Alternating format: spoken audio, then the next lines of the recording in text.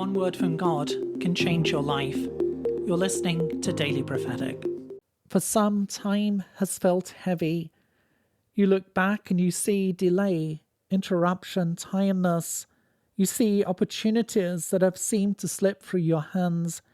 And it's easy in those places to feel as if too much has been lost, as though the clock has been working against you instead of for you.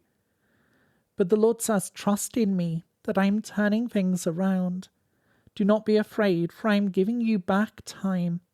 And I see an hourglass that is being tipped up again, more time added. For the Lord says, as you give time to me, I'm giving it back to you. For nothing is wasted in my hands. I am the one who makes all things new, the one who restores, the one who multiplies back to you. For as you seek first my kingdom, everything else is added, everything else is being built and established in your life. Trust in me that I am the Lord who is redeeming time itself. I am the Lord who is restoring, the Lord who is making new. To receive a personal word, click on the link in the top left of the screen or visit requestword.com.